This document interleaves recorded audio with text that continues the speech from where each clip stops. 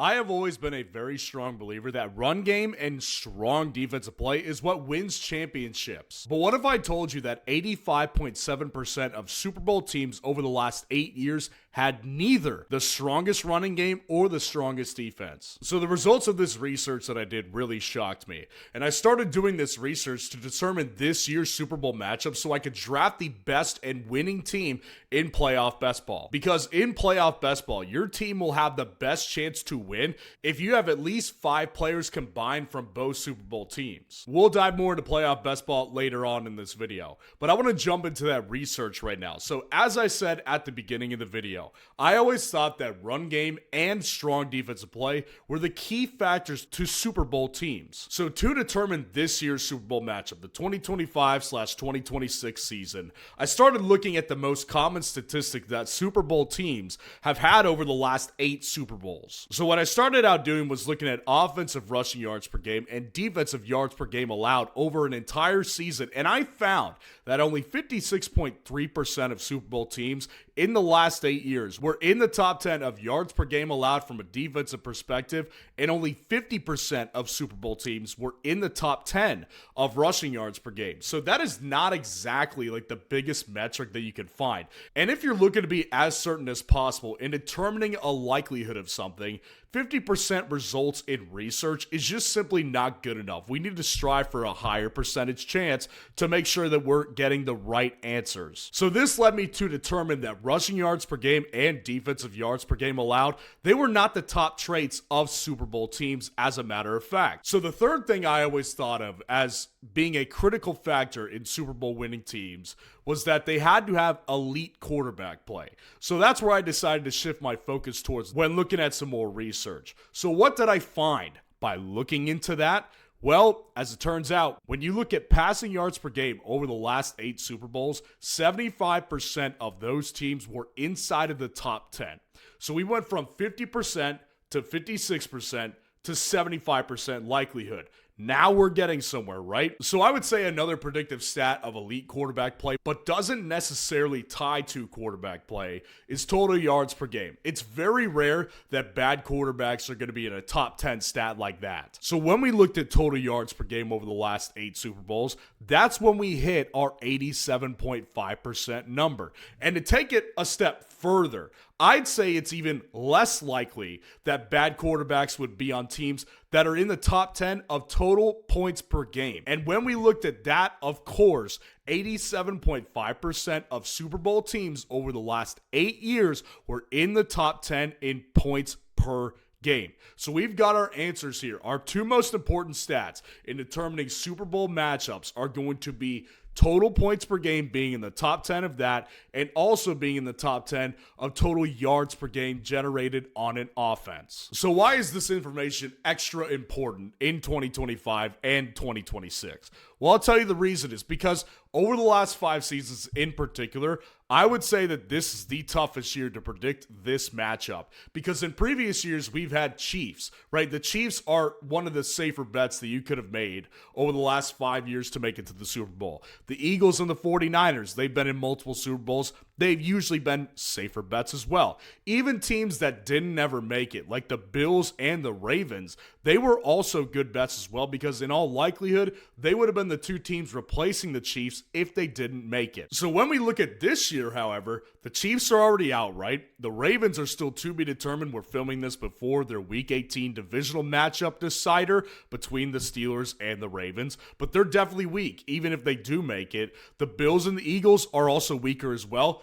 Bottom line is this: every single team in the playoffs this year has a flaw. Period. End of story. This is easily the toughest year in more than 5 years, I would say, in predicting the Super Bowl matchup. So what we're going to do is we're going to apply those 87.5% matches in total yards per game and total points per game to this year's teams. So as you can see on the screen right here, you see two lists right here of the top 10 teams in each category. So there's a couple things I want to make sure we take notice of here. The Rams are the only team in the playoffs that are in the top two of both categories statistically. So that would already say, yeah, I think the Rams are probably one of the favorites to make it to the Super Bowl if we're operating based on these stats. The Patriots are also in the top 5 of both categories too. So out of the AFC, the Patriots are the most well-represented team and the two most important stats. The Bills are the top 6 in both categories as well. The Bills also are another one of those teams that's right on the Patriots' tail. And in total, of the confirmed playoff teams, the Rams, the Seahawks, the Patriots, the Bills, the Niners, and the Bears are in the top 10 in both categories. So they have the most overlap. While the Jaguars, the Broncos, and the Packers are top 10 in one category. So if we're looking at the most likely Super Bowl matchups based on overlap and highest in the rankings on each list, there's a couple things that I would assume. The Rams look like the most likely team to represent the NFC because they are top 2 in both statistical categories. The Seahawks, the 49ers, the Bears, they're also strong contenders, but I think the Rams are probably the front runner, and I have thought that for a while, by the way. In the AFC, the Patriots look like the favorite as of right now, but the Bills are right on their tail. And I would say the Jags and the Broncos are considered sneaky contenders, which feels a little weird, calling the number 1 seed, the Broncos, a sneaky contender. But based on these statistics right here, I would classify them as a sneaky contender. But I want to make this very, very clear to everybody watching this. I do like a couple other teams as sleepers in the NFL playoffs this year. I think the Texans and I think the Eagles are particularly contending teams that are not represented in either one of these statistical categories. But we just proved something very telling.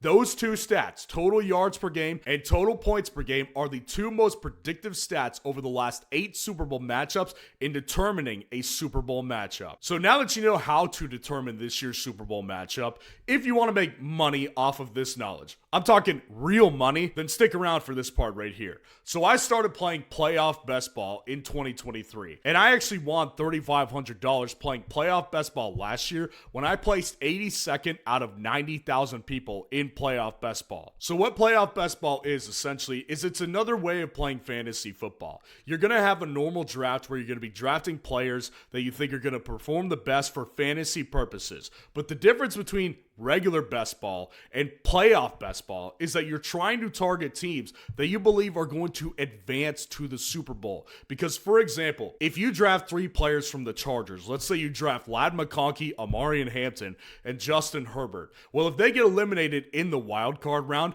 those 3 players will still be on your team, but they will not be providing you a score for the rest of the way. So you need to advance through the wild card round, the divisional round, the conference championship, and the Super Bowl with your players. So you cannot have too many players on one team that is ultimately not going to make it very far in the playoffs. You need to maximize the amount of players that you believe have the best chance of making the Super Bowl on one team in playoff best ball, and that's exactly where this information in this video comes into play. So if you are interested in playing some playoff best ball, it's a lot of fun. Underdog is running a special where you can play $5 and get $75 back. So you can get in the Mitten tournament and win a maximum of $50,000 if you get first place, and you'll also get a free $75 back from Underdog to play some more best ball drafts. And that only happens when you use my code FFR, and that link is in the description.